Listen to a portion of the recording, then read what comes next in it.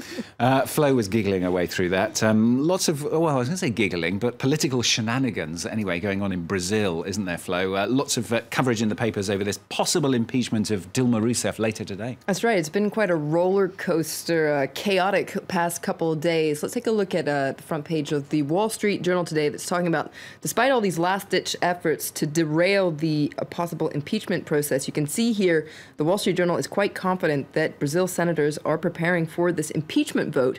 Lawmakers are expected to vote today on whether Dilma Rousseff, the president, will face an impeachment trial on these charges that she broke the country's budget laws. Now, Rousseff is still denying these allegations, isn't she? And she's asked the Supreme Court, in fact, now to try and block this. That's right. Rousseff says she's the victim of an institutional coup d'etat, one without arms and bayonets. And you can see her here on the front page of Folha de Sao Paulo, so a Brazilian paper. Now, this paper says that despite her last-ditch efforts to stop the process, Brazilian senators are really ready to go all the way. And its editorial, it's quite harsh about Dilma Rousseff's attempts to stop the impeachment. It says, you can see here, it says it's a grotesque farce. These political maneuvers are terrible for Brazil's image abroad, which has really suffered in the last couple of weeks. Do keep in mind, though, that Folha de Sao Paulo and most Brazilian papers are mostly in favor of this impeachment process and very critical of the president, Dilma Rousseff, so it's not necessarily a balanced analysis. Yeah, we've got to remember, of course, that Rousseff does have a lot of supporters as well, doesn't she? A lot on social media as well. That's right. I pulled out an interesting Facebook page that's talking about cartoonists against what they call the coup d'etat. And there's an interesting series of cartoons in favor of Dilma Rousseff. There's one I pulled out which essentially accuses Dilma Rousseff's critics of just trying to get rid of her policies. You can see this one, for instance. You can see Uncle Sam here, so this is what represents the United States, planting this American flag on Petrobras, a Brazil state-run oil company. So essentially, this cartoon says that people want to get rid of Dilma Rousseff so that they can impose more American-style capitalism. And those two boats you can see in the back there, Vieja and Globo, those are two of the main papers in Brazil. So as I was saying, you can see here, likening them to these destroyers that want to just destroy the president. Let's move on to something different. News coming out of Turkey. Yesterday, a car bomb struck a police vehicle that was transporting suspected militants in the southeastern city of Diyarbakir. That's right. It's getting a lot of attention. Let's take a look once again at the Wall Street Journal. You can see this photo of the aftermath of that explosion that killed at least 3 people. Now, the Wall Street Journal reports on something a lot of other papers are reporting on, and that's that U.S. officials say that Turkey's special military forces conducted an unusual military operation inside Syria over the weekend as part of a campaign against the Islamic State group. Now, it's interesting to see how Turkish authorities are reacting to this. Let's take a look at the front page of Hurriyet Daily News today. You can see the president, Recep Tayyip Erdogan, saying that all options in the fight against the Islamic State group on Turkey's borders are on the table.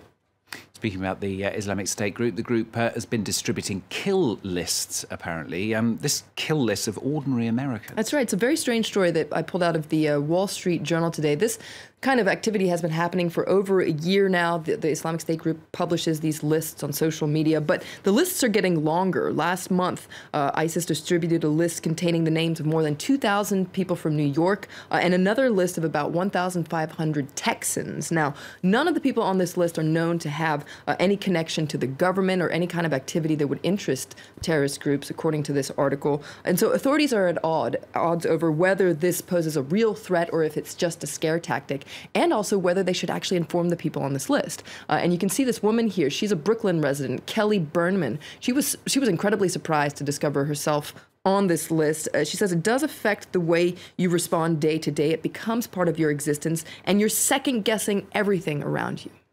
And finally, we're going to end in the UK. David Cameron there, the Prime Minister, in hot water. He's been caught on tape having rather a candid conversation, actually with the Queen. With the Queen. In fact, the Daily Beast says that open mics are not the Prime Minister's friend. And you can see here, it's happened before, isn't it? David Cameron embarrasses the Queen again. This was actually at a reception to mark her 90th birthday.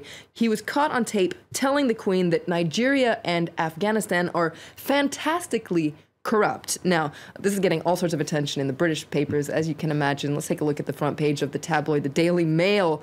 They're incredibly surprised by these remarks, especially because Nigeria and Afghanistan receive a lot of aid from Britain. And on top of that, they are both going to assist at a anti-corruption summit. It's going to be held in London starting tomorrow, at which the Nigerian president is going to deliver a keynote speech entitled "Why We Must Tackle Corruption Together." Now, several papers are actually accusing Prime Minister of essentially being a pot calling the kettle black. Let's take a look at the editorial in The Guardian here. You can see this saying, "For fantastically corrupt, David Cameron should look closer to home," because after all, London, the host of this anti-corruption summit, is internationally recognized as a tax haven. And David Cameron himself has been in hot water recently because of the whole Panama Papers scandal. So let's end with a cartoon in The Guardian where you can see the Prime Minister here talking to the Queen. "Believe me, Your Madge, some of them are this bent." And you can see David Cameron himself looks quite bent. So I guess calling the Prime Minister out for his hypocrisy there. Yeah, and if you've been following that story, the Queen's been caught out as well now, because apparently she's been overheard on video describing Chinese officials as very rude. That's Never a speak story. on camera. I think Another that's the moral of the story that's just happening. Yeah, we have to be a little bit careful ourselves, don't we? Thank you very much, Flo and Kate, here on France 24. Main news in just a moment, plus in the next half hour as well, we're going to bring you an exclusive report as we film a doctor injecting a runner with a banned substance in Kenya. That just as the World Anti-Doping Agency meets tomorrow to decide if the country can compete in the Rio Olympics. A special expose for you then in about 15 minutes.